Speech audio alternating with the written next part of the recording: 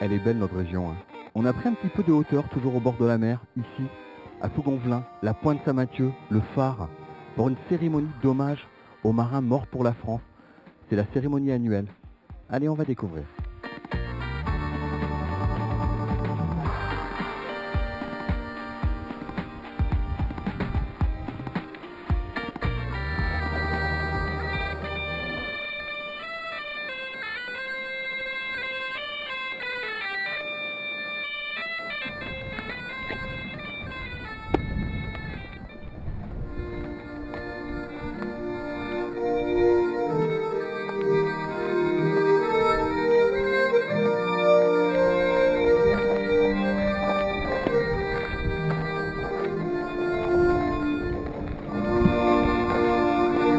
Vous avez une belle écharpe.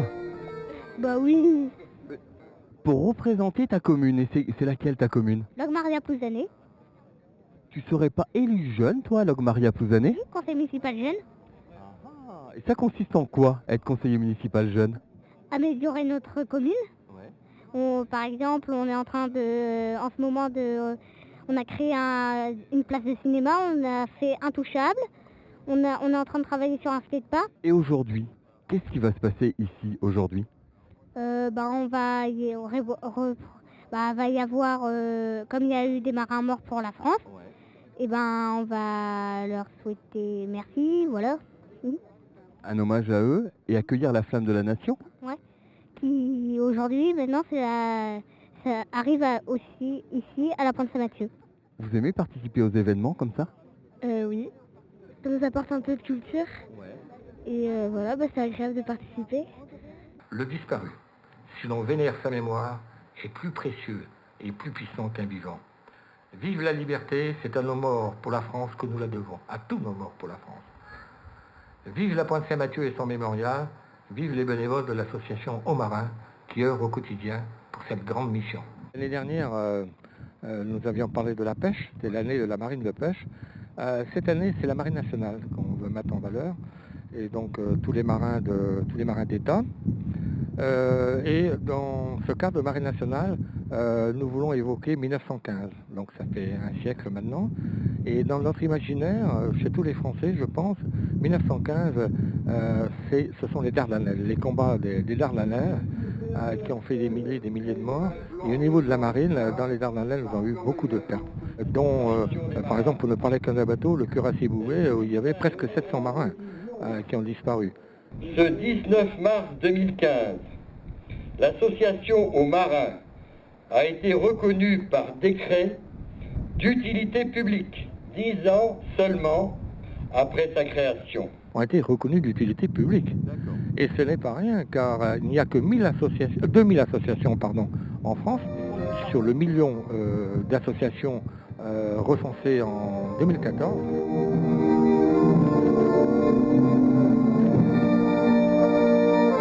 Quelle est l'histoire de cette flamme de la nation qui, je crois, ne voyage qu'une fois par an? Oui. Alors, la flamme de la nation, la flamme de la nation, c'est l'Arc de Triomphe, c'est Paris. Elle porte cette appellation, avant c'était la flamme des souvenirs, maintenant c'est la flamme de la nation depuis 2012. Il y a une représentante du relais sacré qui va arriver avec la vasque allumée à l'Arc de Triomphe de Paris et va transmettre cette flamme aux jeunes conseillers municipaux, aux conseillers municipaux jeunes du Finistère. Donc on en a une vingtaine là, qui viennent rien que pour ça, pour recevoir la flamme. Vous savez, ce sont nos élus de demain, par tous ces jeunes. C'est une pépinière d'élus pour l'avenir, leur faire comprendre que c'est important évidemment pour les anciens qui ont connu, les anciens combattants qui ont connu cette période, qui ont période douloureuse pour eux certainement, et puis là, dans le cas présent aujourd'hui, pour les familles.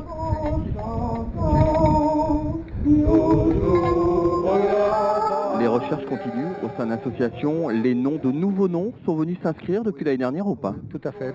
Nous sommes au rythme de 100 à 150 photographies dans le cénotaphe, photographies supplémentaires tous les ans, et donc autant de familles qui viennent nous rejoindre. Voilà, nous sommes 2000 adhérents ou presque, donc ce sont des nouvelles familles qui viennent nous rejoindre, qui nous soutiennent.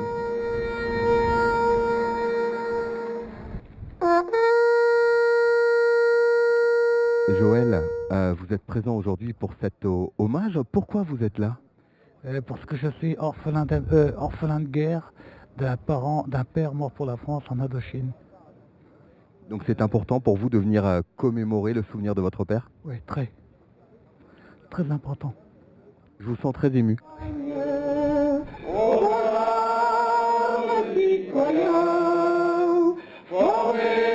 Je voulais savoir pourquoi vous êtes présent ici aujourd'hui. J'ai mon père qui est dedans en photo. D'accord. Voilà, alors on vient commémorer parce que moi je suis orphelin de guerre, pupille de la nation. Moi mon père j'ai jamais connu, j'avais 5 mois. D'accord. Donc vous voyez, pour que je suis assidu aux commémorations patriotiques et à Lorient je les fais toutes. Voilà. Voilà pourquoi je suis ici. Et en plus on vous amener le beau temps de Lorient.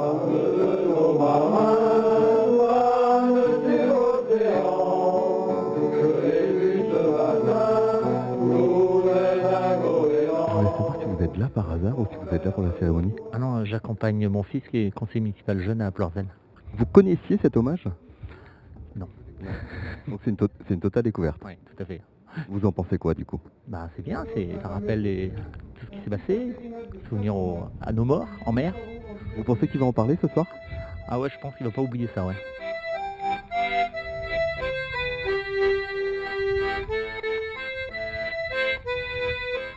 Je voulais savoir si vous êtes là par pur hasard ou si vous êtes là pour la cérémonie. Alors en fait, mon frère participe à la PMM, la préparation militaire marine. D'accord. Là, du coup, il participe à la cérémonie. Le numéro 2, les pompons rouges, là, c'est le deuxième. Là, il sait que sa sœur passe à la télé en fait. C'est ça, voilà, il doit bien rire. L'événement, cet hommage, vous le connaissiez ou pas? Du tout. Justement, ça a été une occasion de découvrir. Enfin, et c'est assez émouvant. Grand-père, tu nous as manqué, mais tu restes à tout jamais présent dans notre cœur. Quel est votre rôle ici aujourd'hui? Alors, je fais partie du conseil d'administration de Haut-Marin et donc avec l'amiral Pierre Léostic, je participe à cette cérémonie en ayant fait venir de Paris la Flamme de la Nation. C'est compliqué d'accompagner la flamme jusqu'ici? C'est très protocolaire, c'est très encadré? Oui, c'est très encadré et la flamme reste allumée depuis Paris jusqu'au lieu de mémoire. Quand tu trembles, je prie pour toi liberté.